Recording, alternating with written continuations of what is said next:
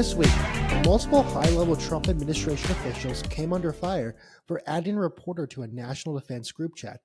Just like Tiger Woods learned in 2009, whether you're bombing Yemen or bombing the fairway, his wife's going to find out about some text. Welcome to the Moonstamp Cast. I am Jordan. This is you're making me hooty and holler to my, this is the best I could come up with, Ryan. Oh, fuck. Oh, the hooty and holler is phenomenal. That might be my favorite, that we've ever done. Holy shit, that was incredible. Well, Ryan, welcome back. Thank you. Hopefully your honeymoon was perfect. I forgot to put the ring on after a shower. I'm glad you're back because last week I needed someone to stop me from talking. For those of you who didn't listen, which I imagine is all of you, I went on rants about free will in the Lollapalooza lineup, and just other things happened as well. So my girlfriend was in the other room, and she was like, "What were you talking about?" I was like, "I don't know, sports and other." I don't know, sports. I thought you said something about free will. Yeah, there was sports involved at some point. I talked about the Cardinals again, which I had picked my next team. I'm choosing next season every game. Oh no, you had two teams really. You had the Cardinals and you had the Dolphins. Yeah. Except I cooled off on the Dolphins near the end. But yeah, I had my team picked, so I'm ready to go for the football season. But Brian, baseball season starts tomorrow. Today, yeah. It starts on Thursday. I don't know about you. I don't know if you've seen the times for opening day. Really weird times because a lot of games start before. I think 80% of the games start before 4 o'clock or 5 o'clock Eastern time, which kind of sucks for people who have to go to work or are not working from home or don't have TVs and wherever they're working. So I don't know. It seems like a kind of a miss ball there.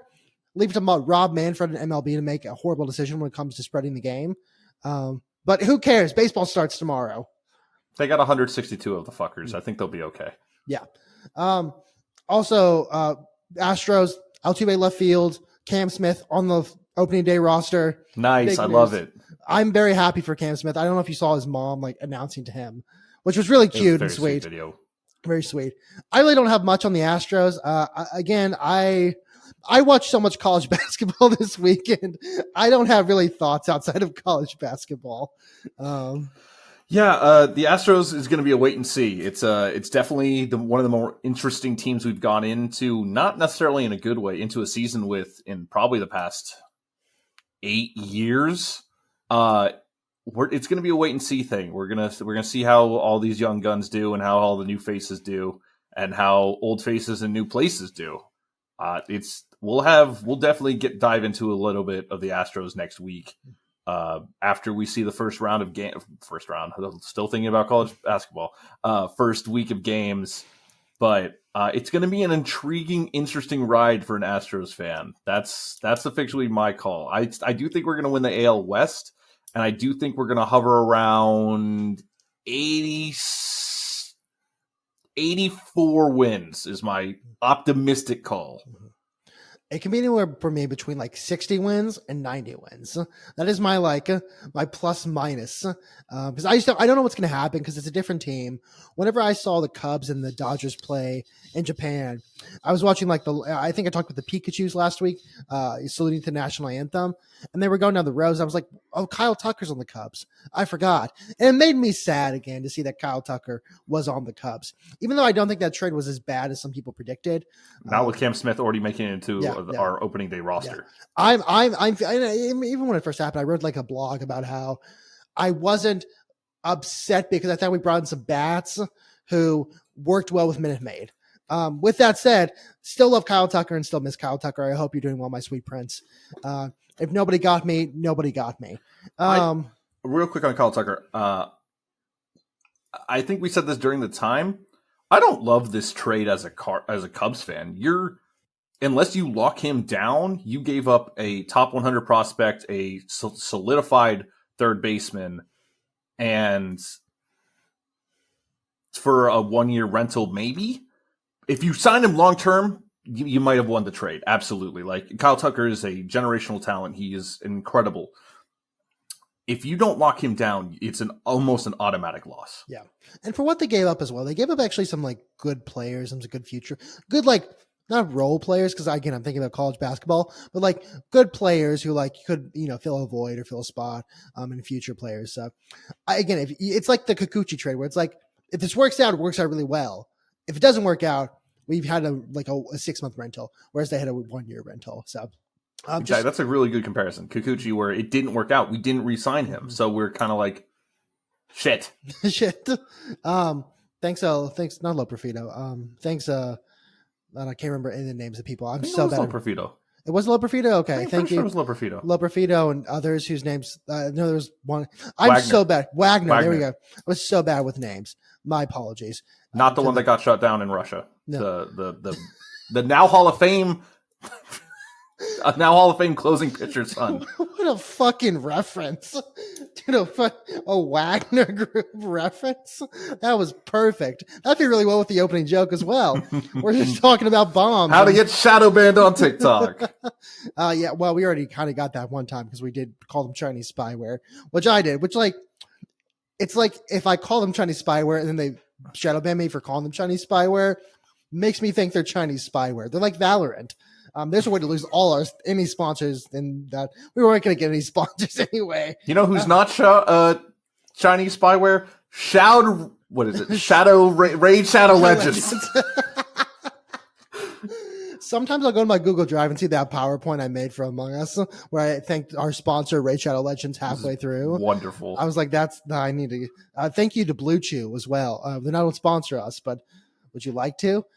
They sure do like producing softcore porn between your ad breaks. Okay, I'll talk about this now. Dude, I can't watch softcore porn on TV anymore. Like, I can't watch it in the first place, but it's weird when it's like, you have Maryland, Colorado State, and then the first commercial is like, they're gonna fuck. And I'm just like, that's awesome. But Please put basketball back on TV. Like, I don't know. I'll put the fucking pig on again. Even though I'm tired of the pig. Fuck no. Give me all the fucking covered tits. Fuck that pig. I hate that pig. I said that. And did you see the Arkansas tweet though? It was, and someone had said like, I'm so tired of the pig, and had like 12 TVs and 6 of them were the pig. And Arkansas basketball team retweeted and said, the pig will continue till morale improves. It's like, all right, I'm in. All right. It's a really good tweet. Yeah. I mean, it's a really good tweet. Yeah. I mean, Geico phoned it in this year. Like, Geico should be ashamed of themselves. There feels like some Super Bowl commercials as well, like the State Farm commercial and other things as well. Geico phoned it in. With that said, absolutely perfect tweet that got me back into the pig. So thank you, Arkansas. Something I've never thought I'd say ever. Thank you, John Calipari. You made it so I can watch at least a couple more games with the dumb fucking pig. Just quickly speaking of the AL West, see the Mariners' new sponsor? Oh, yeah. Fuck. And they actually have a Nintendo Direct tomorrow it's like 30 minutes worth of games coming out on the Switch. And I'm like, I'm about that life, dude. Why did you have to sponsor the Mariners?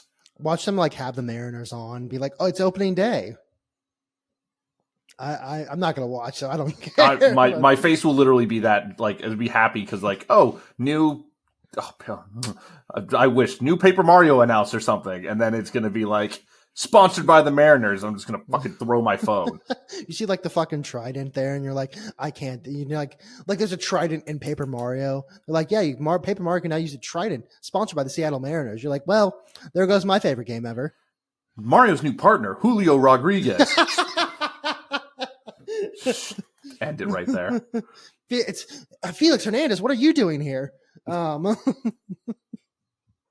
don't know why I thought of who's that Pokemon. Like, who's that MLB pitcher? Felix Hernandez with Mario. Yeah, opening days tomorrow. Baseball's cool. Baseball rocks. I'm sorry, baseball. I wish I could give you as much love as you deserve, but for the next 4 days, there's only one thing on my mind, and that's college basketball. Just some quick football news as well, because football still a thing. Did the USFL start? Who knows? I actually have no clue. Think about it. Oh no, man. The Giants are going to be the most fun team in the NFL because they have the corniest person alive who, like, again, I kind of like Russell Wilson. And then Please, I'm not talking about the All funniest right, man. all right. I'm not talking about the funniest man line, who's Jameis Winston. The perfect tweet I saw about this was they're going to have to draft Travis Hunter to catch Jameis Winston's good passes and tackle Jameis Winston's bad passes. So I don't know. I love Jameis Winston. I'm happy he's getting like another shot. He may be the QB1. Who knows? Maybe. But I'm really happy to see. I don't know. They gave him, I think, I think it's like a 2-year, $12 million or something like that. I don't have the numbers in front of me. And then they give Russell Wilson 1 year, $21 million. It definitely feels like he's going to be the number one. But not to bring him up again, because this is the third podcast that I've been on to bring him up. But PMT brought up a really, really good point. And that might be the most entertaining QB room of all time. And they want a hidden camera in there because it's Russell Wilson, Jameis Winston, Tommy DeVito. What a fucking combo. This is. Look, I know that Hard Knocks is kind of off the grid these days, just because no one wants to have them in their rooms. But that said, can we have like a soft knocks, just like a Blue Chew commercial, some soft knocks, and have them come in and just like have the QB room only. Some danger witches, some crab legs, and some mom's Italian fucking sauce. A Giants country, let's ride. Giants country, let's. I don't know. I'm very happy I'm back. This has been phenomenal. This might be our favorite 11 minutes we've ever done. Yeah, we've also done 11 minutes. So this is just our. We need to go. We have a lot of college basketball. Cometown came back this past week, and we're back this past week. Cometown came back for. Really? One episode. It was like I got it. That's fine. I got to listen to it. It was one episode, and then Stabby's World had Nick Mullen and Adam Friedland on, so it's kind of back. But just football. Also, Stephon Diggs went to New England. I'm not going to cry about that one. I'm not upset as a Texans fan because we made a lot of wide receiver moves. I think that's a phenomenal move for the Patriots. I think he is going to be really, really, really well coached there with Vrabel to kind of keep the diva stuff. Just like here, he wasn't very diva here. Keep the diva stuff down. And then on top of that, that gives Drake May a very, very reliable hands weapon.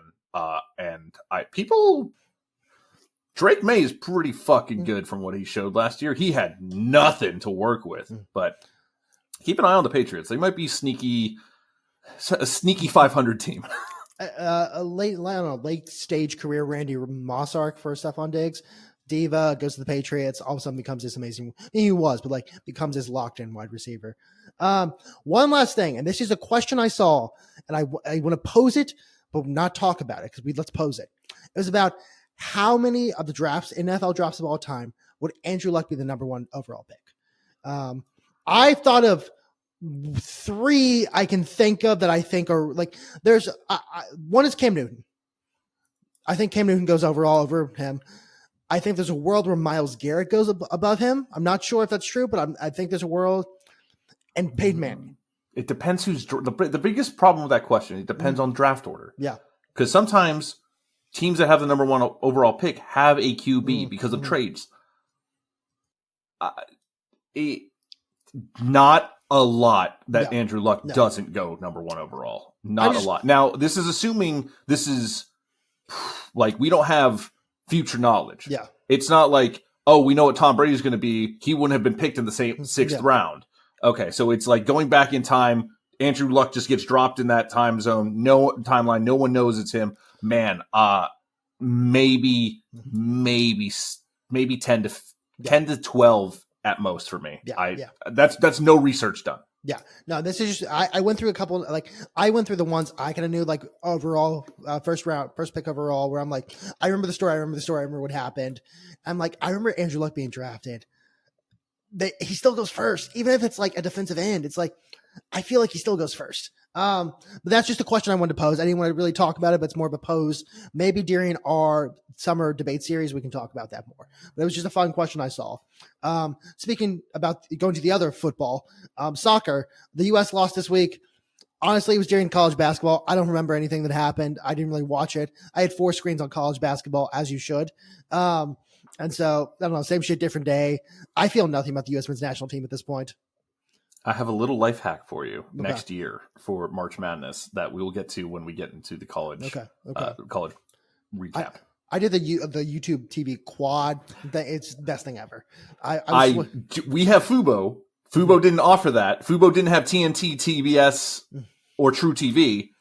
And I was like, Okay, I just signed up for a free trial for YouTube TV, Yeah, and then it's 10 days, so I'm still gonna have it for these games upcoming, and then after that, I can definitely find those games during with definitely legal means. Well, the good thing is next week it'll probably be 2 CBS games.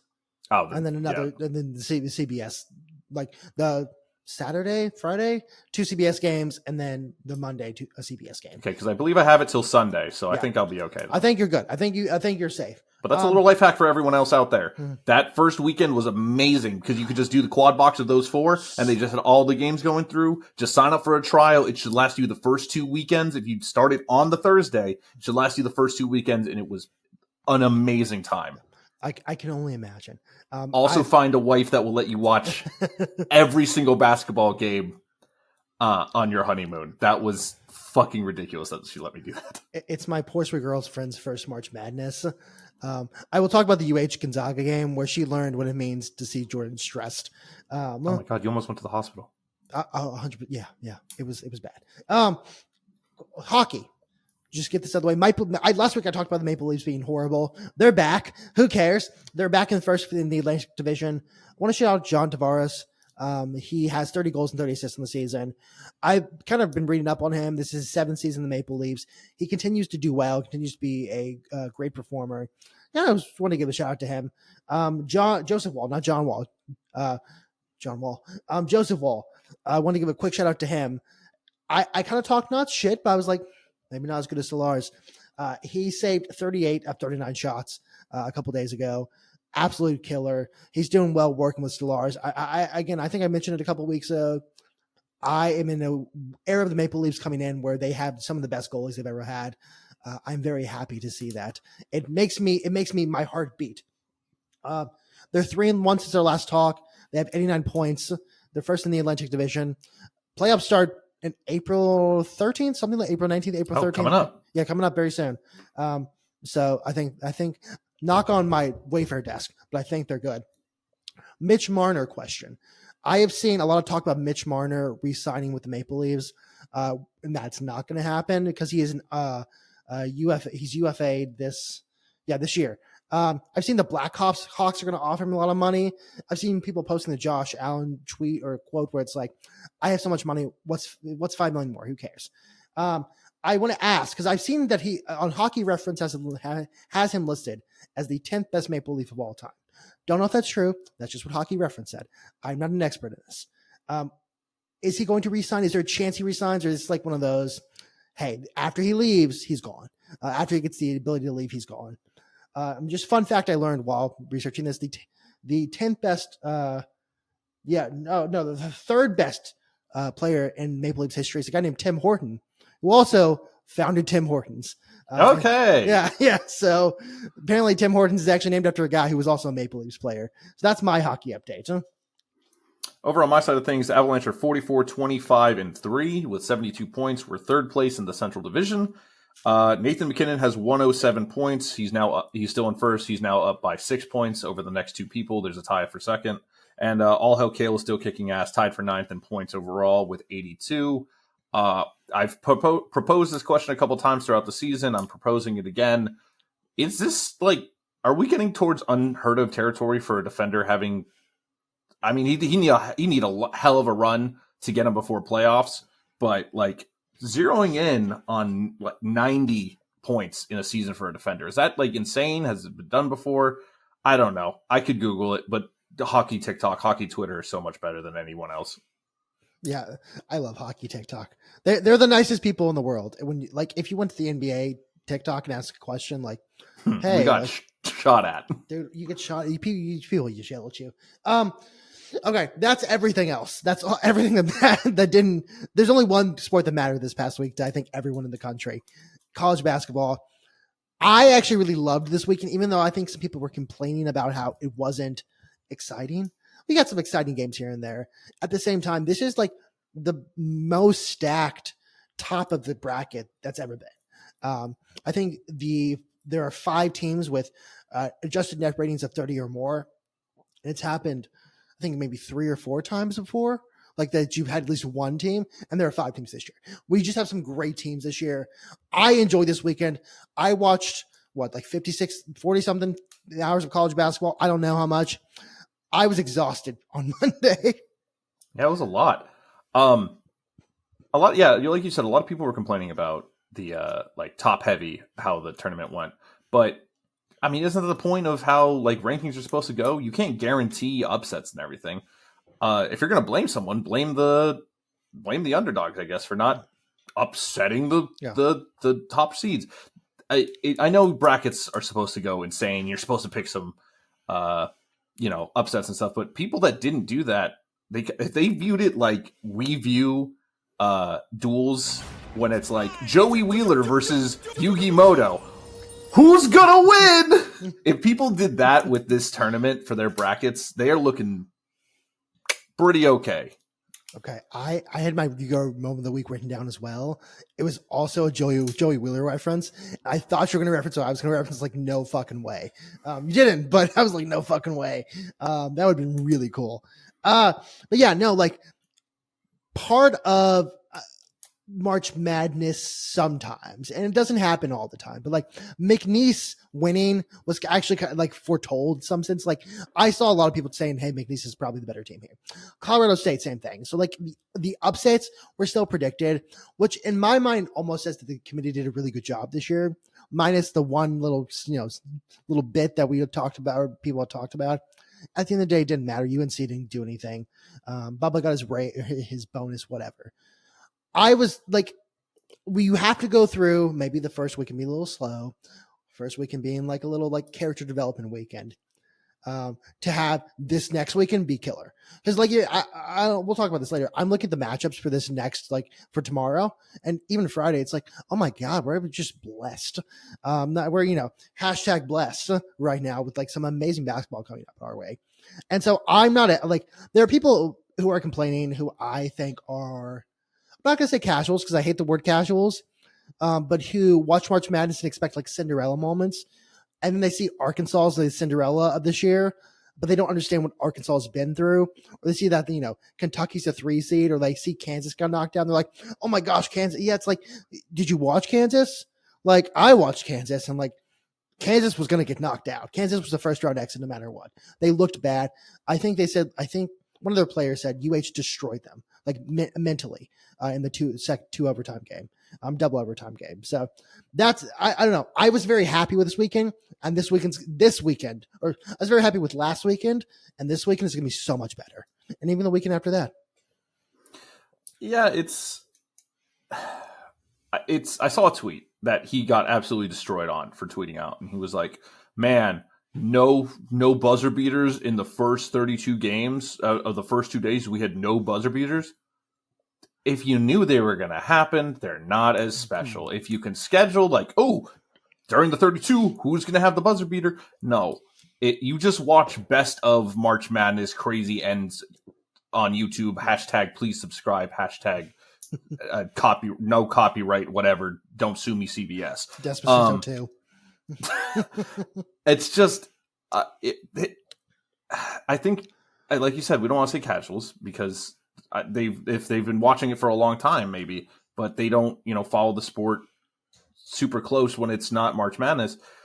I think they just expect March Madness to be filled with, they see the word madness and they're like, this was just March. This wasn't March Madness. They're basketball games. Yeah, they're not scripted. You don't know that the NCAA isn't like, okay, well, this 13 has to hit a last second 3-point shot and get a foul when they were down 3 to secure the win with 2 seconds left. We're spoiled. Yeah. We're spoiled because of how awesome this tournament is. And even though this wasn't the most insane weekend ever, it was a lot of fun and a lot of good basketball and a lot of fun basketball. Yeah, and there's been talk about like NIL ruining this. I want to remind everyone, last year we were talking about how much the transfer portal helped mid-majors. It's just a cycle. Things happen. Like I think 2019 was another one of these years where there was only good seeds. There were really no big upsets. It happens every once in a while. Sometimes the good teams are the good teams. It's like when I predicted Ohio State to win the national championship and like use some like weird metric I come up with. Yeah, sorry. And it was like, well, really the metric just says good teams are good teams. Sometimes good teams are just good teams. And that's one of these situations. Blame it on NIL, blame it on the transfer portal, blame it on whatever you want to blame it on. The good teams are the good teams, and they're going to be the good teams throughout the tournament, which means maybe in the first round, you don't get like this Cinderella amazing moments. Or the second round, you don't get like, oh my God, someone's made me on to the Sweet, like Yale's going to the Sweet 16. But then you get like, hey, some really good games. This weekend has like, not to quote Jim Ross, but we have some slobber knockers this weekend. So I don't want to like say that I think people are overreacting because they wanted their YouTube highlight moments. But sometimes the YouTube highlight moments take away from the fact like you'll get a Sweet 16 game that's a blowout. Do you want a Sweet 16 game that's a blowout? I don't really want that. I love magical moments, but I also like to watch good basketball because I watch throughout the season. So I don't know. I'm not bored. I'm happy and I'm ready to go. We have 31 more college basketball games. There is plenty of time for magic and goodness to happen. It's going to be okay. You said 31 more games. I think I got a half chub there. But yeah, I want to go through some big talking points real quickly and then kind of focus on maybe some little talking points. I think you have notes as well. First off, the SEC. I know they went 7-14. I'm not going to like come after them for that because that's still pretty big. I do think there are some questions about maybe Auburn, which I'll get to later. They still haven't impressed me. You see Arkansas being there, I think is just more. Calipari's a good coach. He has some good players. He also. That game was fucking awesome. Oh, that game was awesome. That game was, by the way, everyone that's like the 3-pointer is ruining the game. Watch that game and tell me you wouldn't have loved, each side. I definitely didn't have the over in this game and was not extremely frustrated or anything. But you watch that game, and it was an incredible game. I enjoyed the whole game. But you look at that game and just go, if each team got like 2 or 3 extra made 3-pointers, that wouldn't have made the game a little bit more intriguing. Yeah, well, I also want to point out, like, throughout the season, Rick Pitino said on multiple occasions that, reporters would ask him about the shooting of St. John's, be like, hey, I'm going to kill myself while watching that. And so it's just kind of all came back to bite him in the ass. Like, say what you want about St. John's had impeccable defense. When they played well, they played well. When RJ Lewis was on, RJ Lewis was on. With that said, if you can't even get like a layup, yeah, you're going to lose the game. Like they just could not get a shot to save their life. It was just an off game. They had those sometimes. Now, maybe it was a little bit, they were playing Big East teams who weren't as good. So they were a little bit like, Big East teams who weren't maybe scoring as much. So it was hidden. Whereas they went into that game and just got like murdered by the fact that they killed themselves. They took a Rick Pitino quote and made it reality where they killed themselves the entire game. Did I think St. John's was going to go to maybe the Final Four? Yes. Is that part of the fun of this where it's like, hey, I actually haven't looked at my bracket because I think I'm dead last. I think my initial bracket's actually doing well where I picked initially. But like my brain bracket, I think it's like last in my family pool and last in every other pool I'm in. But just overall, the SEC, I want to give them props. I thought that, you'd have maybe a couple left. You have like the Auburn, the Alabama, and the Florida, and that's about it. You still got no. I thought those were the 3 that were going to stay left. With that said, we have an SEC matchup this weekend in the Elite Eight not the Elite Eight, Sweet 16 with Kentucky and Tennessee. I still think. No SEC school is going to win this. I think they play too fast and they don't play enough defense. We'll see. Tennessee plays defense. Tennessee plays defense. They also have to go through UH. Now, I do have them going to the Final Four in my predictions, only because I can't say UH is going to go to the Final Four. You'll have enough emotionally invested in that. I have you need to invest your bracket in it too. We'll talk about UH versus Gonzaga later and my bad palpitations. My palpitations. So I don't know. ACC, I was so blinded by Louisville underseeded that I forgot ACC ass. Dude, this entire conference is so bad. Fuck Clemson, by the way. I had them in my Elite Eight, and they fucked me. I did that thing where it's like, it's the thing I do with a Mountain West every year except this year, where I'm like, listen, like maybe it's not the greatest conference in the world, but like, I think they can do it. And then like by weekend 1, they're all out. ACC, thanks for nothing, except I didn't really believe in you guys in the first place, except for Duke. Duke looks good. Duke looks like the most complete team in this entire tournament. Really good. Duke looks really good. That's why it's like ACC and then Duke. Duke looks really good, but ACC so ass, it's unbelievably ass. There should be repercussions by the way Clemson played that game. There's like Clemson and Georgia should maybe reconsider ever playing basketball as a school again. Clemson, just go back, let Dabo run everything. Georgia, Kirby Smart's too busy. I don't know. Have your basketball players chauffeur around football players. They need it. So that was just some shitty games involved.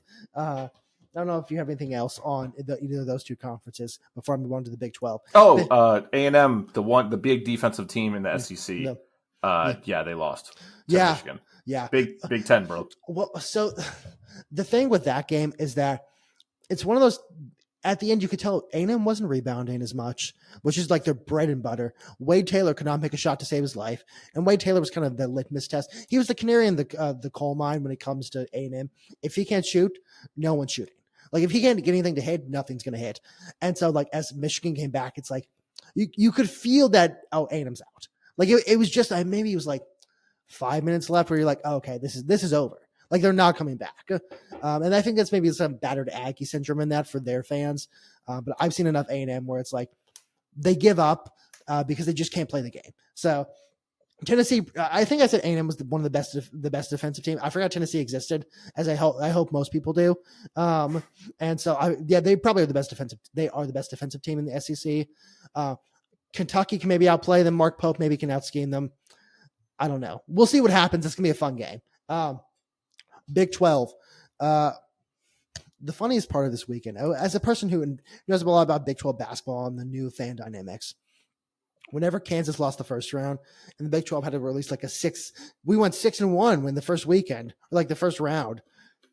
It was hilarious to see everyone be like, God damn it, Kansas. Fuck you, Kansas. And it was just like the meanest tweets you can see to Kansas the entire time. And then alternative, when Iowa State lost, they were like, at the end of Remember the Titans, where there's the funeral scene, they're all crying, they're singing the song. There was that with all the Big 12 teams still alive and Iowa State in the ground.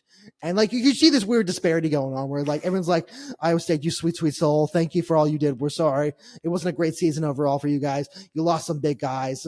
You had the injuries. You had your best player. You had to like wink him, pretend like he wasn't hurt. And then it's like Kansas is like, fuck yourself. It's the HR meme. It's like, oh, my beautiful sweet darling. It's like, HR, and it's Kansas. But the ability for an all Big 12 Final Four is still alive. Will it happen? But do I want to believe it? Sure I do. Is it not better for you to have it be 3 SEC teams and Houston? And then Houston wins it all. Would that not be the perfect ending for you? I don't know if that's possible, though. Technically, Alabama, Auburn, Florida, and then UH. With that said, it'd be cool to have an all Big 12 Final Four just to be like, hey, who's the best basketball conference now, huh? ESPN? ESPN was talking about SEC all year, and look at it now. Well, because this is my problem with ESPN coverage, by the way, has been horrible for March Madness. They've been so on the whole, like, everything is bad about this tournament. And, like, they propped the SEC the entire time before the tournament because they have the SEC. I'm not going to say that out loud, but like it probably does help if the conference like you have the best ties with is the best conference in basketball, football, so on and so on. And you have what's funny about that is that they also have ties to the ACC. Dude, they're so ass.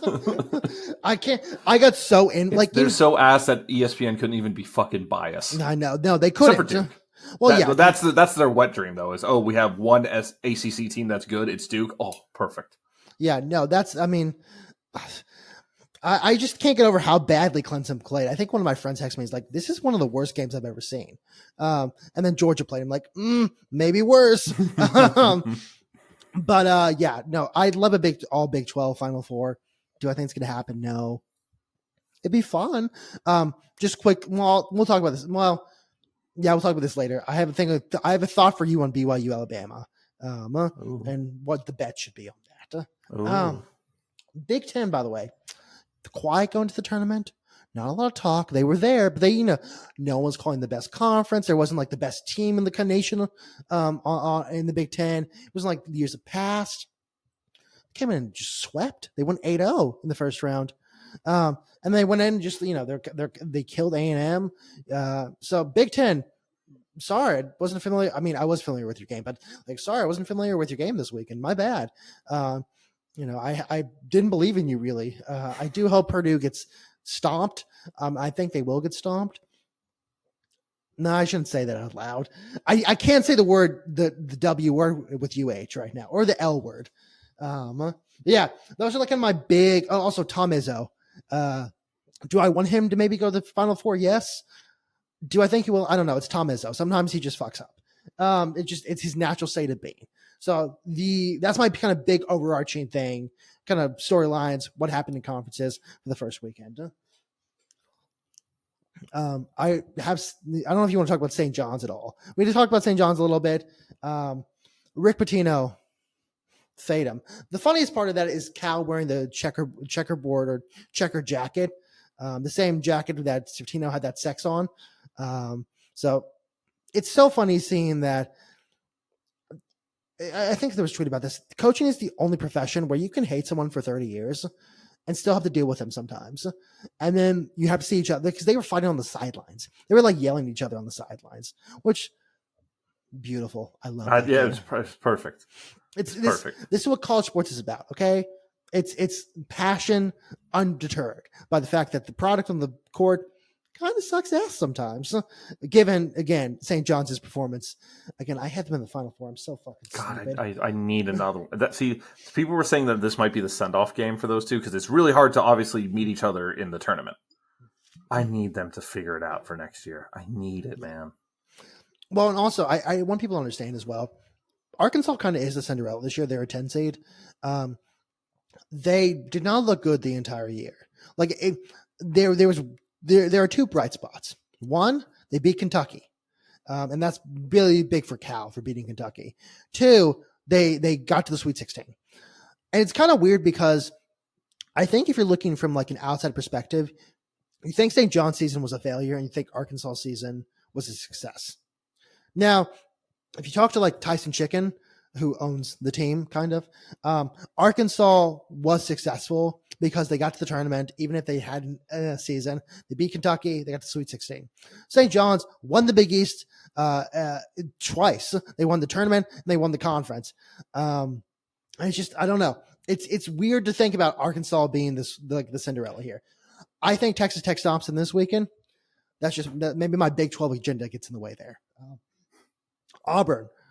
They don't look good.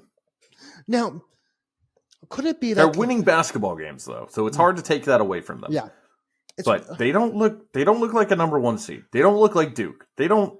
Florida when they were on, but they had some dips in productivity throughout for the first two games for sure, where we kind of looked around. But Auburn, yeah, I mean the thing with Auburn is like, I expect them to crush. I don't remember who they played in the first round. Sorry, team, my bad. I remember who they played, but like you expect them to crush completely because that's what it's once like the number one overall seed should crush the worst 16 seed completely. And they didn't like they won by 20, but it never felt like they were crushing them. Alabama State, thank you. Which is actually kind of funny because Alabama then State. But it never felt like they were crushing them. And even with Creighton, like they lost the first half to Creighton. Now, did they come back in the second half and look like a better team? Yes. They won by, I think, 12 points. With that said, though, it does like I remember watching the first game and being like, oh, okay, like, is this maybe they go in the second round and just kind of get eaten alive? They got the second round, they still won, but like it didn't make me feel more confident or less confident in Auburn. That's truly why I don't think they win this. I don't think they're the team to win this. I don't think they have. I think they're also a little burnt out from what I'm seeing. I could be wrong. They could, play this weekend. They could go play Michigan State and just kill it. Turn it on. Bruce Pearl gets his guys back. I don't know. They have the secret serum. But like, I don't know. I don't know. That's the thing. I'm watching this. I'm like, I don't know what's happening because I don't know what to think, which maybe helps my agenda. Actually, it does. So hoping they go worse. Other thing, this is more micro point. Mountain West enjoyers and choosers. Paul Skeens, looking at you. Every year, some idiots, me sometimes, choose the Mountain West, one Mountain West team to do really well, like in New Mexico. Last year, I said New Mexico, going to go to the Elite Eight. Not at all. Not even close. Every year, the Mountain West does this thing where, like, you believe in them. You look. It's like the ACC this year, where you go, like, you know what? Maybe it's not the best conference, but I'm missing something because they look like a good team. And then you watch them play the first round. You're like, oh, so they're going to lose the first round. Mountain West, maybe a zero bid league next year. Take away their automatic status. Of course, next year, San Diego State's going to go to the national championship. So, that's kind of just how this works with Mountain West. Duke is also going to win. They look like the most complete 100%. team. They look like the number one seed, like number one of the number one seeds, and they look awesome. And Cooper Flagg is really good. Though I will say, was not super impressed by his 3-point shooting. No, and like that's something to be worked upon. He's still the number one overall draft pick. He still makes Duke look better. He's 18 years old. He's going to be fine. Him and Khan look great. I mean, he's going to be fine. They play well. They play hard. I mean, they made Baylor's not a bad team. They made Baylor look silly. They won by 23 points. They made Baylor look silly. And Baylor's like a power 4 good team. I think my prediction of Duke winning, which kind of sucks because everyone's chosen Duke to win, but it feels like last year where UConn. I don't know. A lot of people chose Florida. A lot of people chose Florida. So I'm going off the ESPN stats. I think it was 25.4% chose Duke, which is actually a pretty high percentage. Which I was one of them. I think of my 3 brackets I created, 2 have Duke winning and 1 has UH winning, but that's my hard bracket. And I think I had St. Mary's. It's for the soul. I had Iowa State and St. Mary's in the Final Four for that one. So it's not a real bracket. It was it was an all red. I had Louisville, St. Mary's, Iowa State, and UH in the Final Four. And I was like, what is wrong with me? This is a weird Louisville, huh? I don't know. I don't know how it happened. I chose with my heart. I did the boy band dance. Yeah, Duke's going to win this entire thing. Speaking of a team I can't say the word about, the W word, UH, for next year, and Brian just for betting. When they play a bad team, they cover every time. They murder bad teams. And that's kind of I think that's part of the, not hate against UH, but the kind of agenda against UH that their metrics on Ken Palm and other net look better because when they play a non-conference schedule and they're a bad team, they crush a bad team. Every year they play 16, they crush a 16. It's not they had Mercy Miller was in the game. That should I think was Loth in the game? Maybe. When they put Mercy Miller in their game who's a freshman, you're like, oh, so they're killing. They killed. The Gonzaga game, that was hard. So as I talked about, it's my girlfriend's first March Madness. She's maybe seen it before, but she's never watched it. We'd gone to the rodeo earlier that day because she had asked very nice, and I said, we got to go. Sorry, it's our only weekend to go. Fourth quarter. Second half, not fourth quarter. Second half. Games coming down. I see the thing happening. I see UH blowing it. I see Gonzaga just hitting threes, which was that's so fucking annoying, by the way, as a basketball fan. Especially in college, where you're stop hitting threes. I know, you should be hitting 25%. And they just hit threes, and they're always open. They're getting to the rim. They're getting baskets. UH just can't. I think they had they didn't make a field goal in the last whatever time. And she looks at me and she goes, well, did you enjoy the rodeo today? I was like, I can't talk. Don't talk to me. Don't do that. Don't do that. I was actually switching the wrestling championships throughout the game. And for most of the game, I was fine. And then in the end, the wrestling championships were over. So I switched to adult dodgeball or adult kickball. Ass. Don't watch it. They figured adult kickball.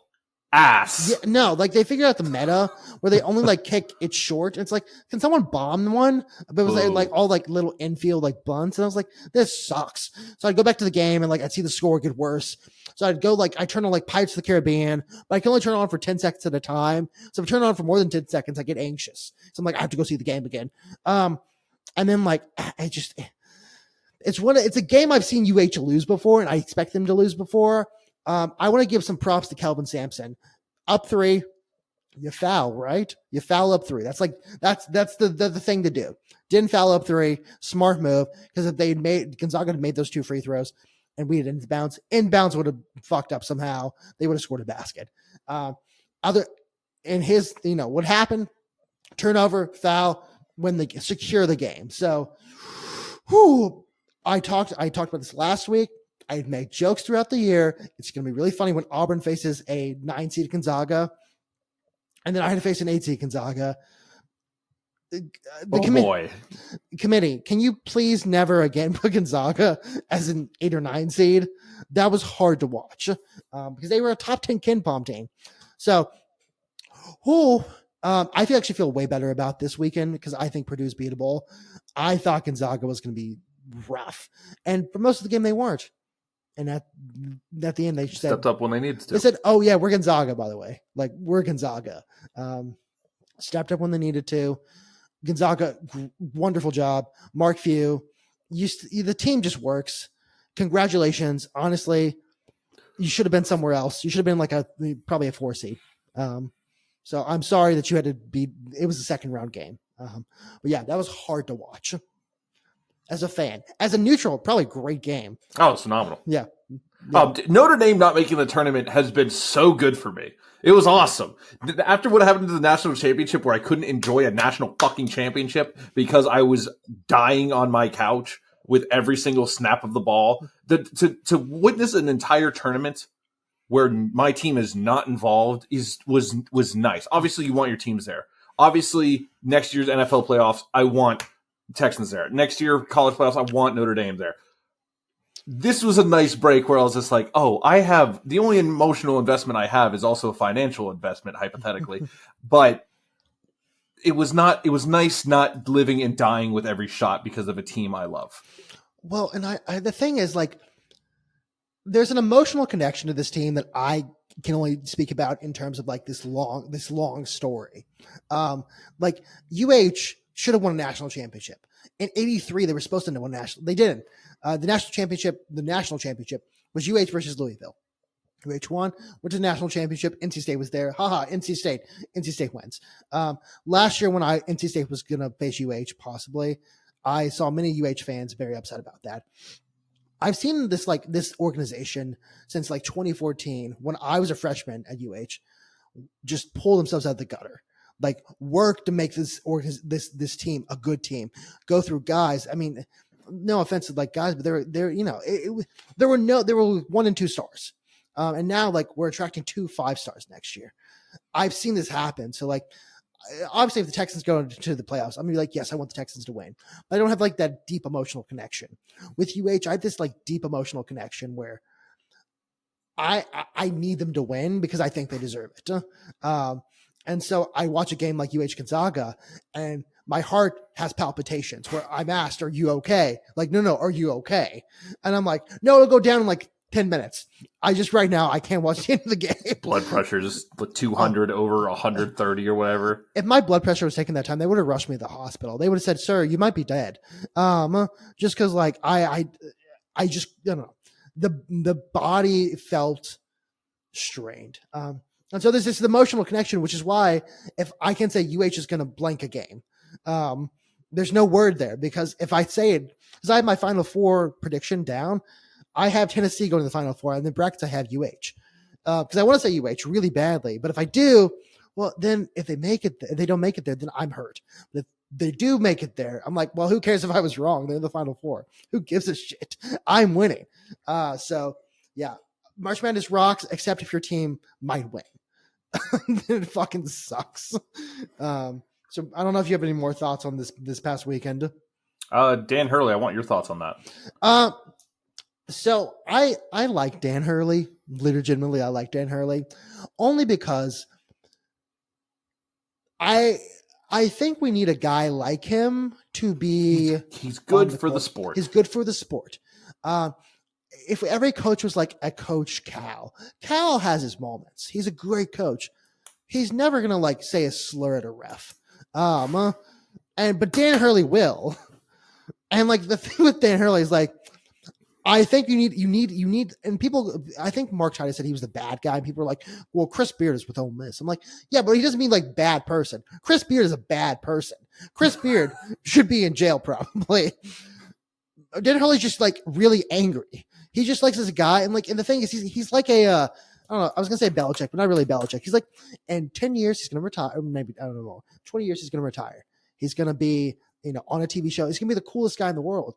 Right now, though, he's passionate. He's angry. He feels it. And I'm like, I can't fault you for that. They're like, should you yell at college kids? Probably not. Not really a fan of that. Should you walk into a tunnel and be like, they fucked us after the refs did actually a pretty good job? Maybe not. But I do enjoy his antics, and I think we need more guys like him. Just like one or two guys. If every coach was like him, not good. If you have one, two, a guy here and there, I think it's okay. So I genuinely like Dan Hurley, even if I would never want to play for him. Yeah, I mean, I think the guy, his I don't know, handler. I don't know what his official title. Yeah. Threatening the journalist. Yeah, that was a worse look than the Dan Hurley yelling look.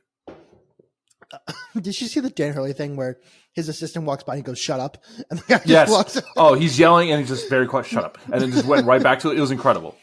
That's the thing. I like everything I've heard about Dan Hurley was people who play with him, people who work with him, they actually like him. He's a guy who's intense. He's passionate. I don't know if this is a good comparison. He's like a Dave Portnoy.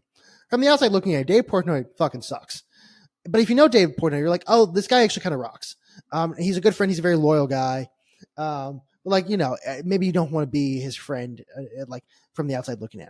It feels like that way with Dan Hurley, where it's like, sure, he may be very yelly. Probably practices aren't fun.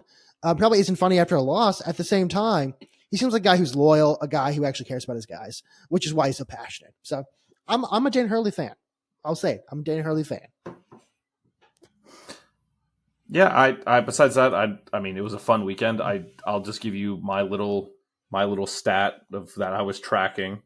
I didn't take this because I was just curious to see how it did, and I texted you this already. Mm-hmm. Vegas did their job really well. Mm-hmm. Overs went 24, 23, and 1. That's almost 500. Mm-hmm. What an incredible job by Vegas to do that. For the first weekend. I will continue to track throughout the tournament. So after this weekend and the following weekend, I will have the final numbers. 31 more games to go. Man, I'm looking forward to it. Dude, I love it.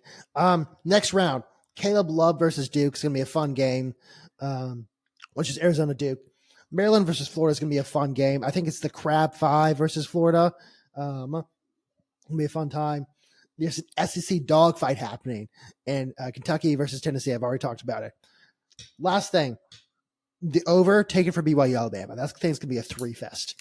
They're gonna hit me a 3. The only problem with that is I have watched several Alabama games where I have overs in them, and they aren't hitting their 3s, and it is fucking frustrating. Yeah. I'm trying to. I'll look for the over. Okay, so the over is 175.5. That's over. High. That's fucking high. That should tell. It's like the Auburn Alabama over for your wedding. It was like 180. Oh, that was 183. Yeah, it was ridiculous. One of my favorite parts about my entire wedding was you just walking by and telling me we were both doing shit just the over hit, by the way, and you just kept moving, and I was just like, what is he doing? Yeah, no, I saw. I think I couldn't see the end of the game because I think wedding stuff was happening, so I had to stop. And then I looked at my phone afterwards. I was like, I'm gonna tell him somehow. I'm just gonna sneak it into him real quickly. So I imagine that's gonna make it not even better to know that hit. Final 4 prediction for me: Michigan State, Duke, Tennessee, and Florida. That's what I feel like coming out this weekend. There's another team on there, but I can't say it because if I say it and it doesn't happen, it's gonna hurt me so much. So that's what I think is going to happen. I'm just so excited for this weekend. Also, games are not, I love 4 days of college basketball. At the end, I'm like, oh my God, I probably should go to sleep. Even though I just sat around all day. It was a shit ton of games. It was 48 games in 4 days. Yeah, averaging 12 games a day. It was incredible. It's incredible. It starts at 11:15, ends at like 11 o'clock. Whoever did the timing, the scheduling, to where it was literally just, okay, this game ended, and then this game's going to end, and then this game's going to end, and then, this game's now started, so it rotated in. Beautiful. The cool thing about like tournaments is that that's how it usually works, is like in a place, it'll be like, okay, the game ends, and then you have 20, 25 minutes, and then the next game starts. And so like you throw it to Ernie Johnson, the guys in the studio, and then it's like, they're back. They are incredible, by the way. I'm so happy they're doing inside college basketball 100%. Or whatever it was. Oh, it was so good. I did love Charles Barkley not watching a game, and then when Ernie Johnson throws him the question, he's like, good question. He's like, sorry, I wasn't watching that at all. Charles Barkley's the best. Oh, he's great. He's the best. He's great. Again, it comes up every March Madness, but I used to shower in my jersey after games. Everyone's like, what are you talking about? Like, I think Kenny Smith was like, I play at the same time as you. What are you talking about? So it's a great time. They're fun. I love the games they play. I will say for the second round, whoever scheduled like 1,000 games at night instead of throughout the day, don't do that ever again, please. Yeah, a little bit late, but yeah. Well, also like there were 4 games on at like 9 o'clock. It's like put one of those at 3. Like just put another one at 3. You should. It should be like, man, this is really bad. It should be like binge drinking with your friends. You hit it hard at the beginning. Or you begin it kind of slow, one game, you hit it hard in the middle, and then at the end you teeter out with like a fucking Coors Light or a light beer to just kind of coast into the night. Yeah. You're not taking shots to end of the night. You're taking shots in the middle with the 4 games at the same time. That last drink, just to like hang out for like kind of sit around, lazily talk for an hour, is like 1 can of light beer. Yeah. The good thing is this week, or at least for the Sweet 16, the games are like from 6 to 9 is when they start. So it'll be a good amount of time. So we have a good couple days of just going through. Brian, I don't know if you have any more thoughts on college basketball.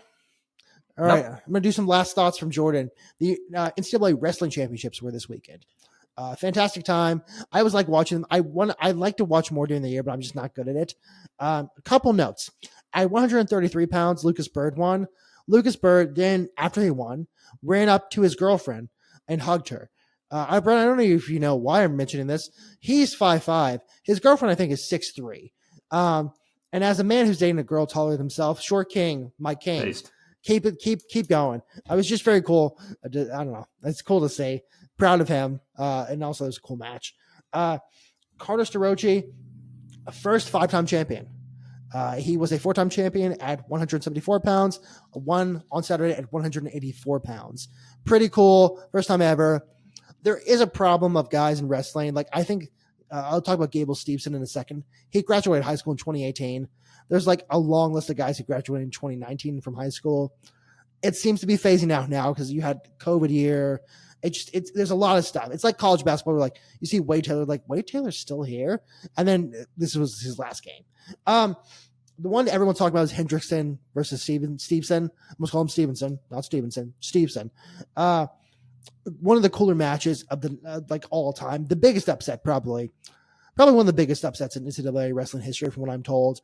Just because Gable Stevenson is a gold medalist, a 3-time world champion. I mean, he was on the Buffalo Bills practice squad. Never played football before. Just an absolute beast of a human being, destroyer of a human being.